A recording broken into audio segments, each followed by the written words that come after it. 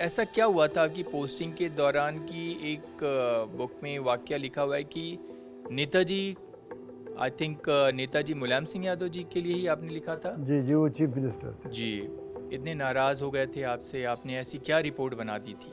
किसी वजह से सरकार ये एक्नॉलेज नहीं करना चाह रही थी कि जो खालिस्तानी जो क्रिमिनल्स थे वो वहाँ से भाग के आ गए थे और हमारे इलाक़ों में ऑपरेट कर रहे थे।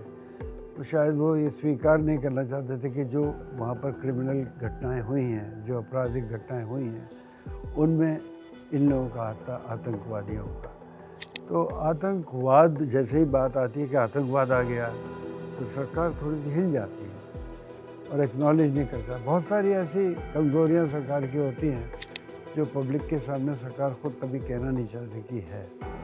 तो चूँकि हमने रिपोर्ट भेज दी थी, हमने तो लिखत पढ़त में सारी चीज़ भेजी। हमारे डिस्ट्रिक्ट मजिस्ट्रेट भी थे, हमारे शारदा प्रसाद, उनकी भी सिग्नेचर थी उस रिपोर्ट पर। हमने पूरे फैक्ट्स देते हुए किस किस तरह से घटना हुई हैं, कौन से हथियार इस्तेमाल हुए हैं, जो लोग देखे गए वो लोकल नहीं हैं, जो घटनाएं हो रही हैं वो न सिर्फ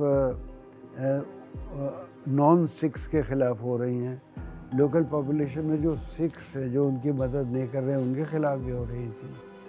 कहीं कहीं बम ब्लास्ट हुए थे, किसी सिनेमा हॉल में हुए, कहीं सड़क पे हो गए। इन सब चीज़ों की बेसिस पर हम लोगों ने पूरी एक डॉसियर बना के भेजा था कि वो एक्चुअली आतंकवादी घटनाएं हैं और सिख आतंकवादी घटनाएं।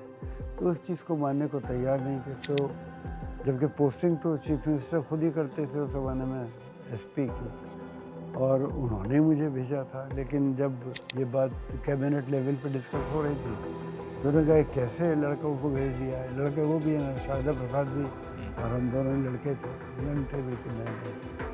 तो उन्होंने कहा कैसे लड़के भेज दिए, ये तो क्या लिख रहे हैं लोग, इनको हटाइए, डीजीपी से कहा उन्होंने। तो ये बात मैंने उसमें लिखी।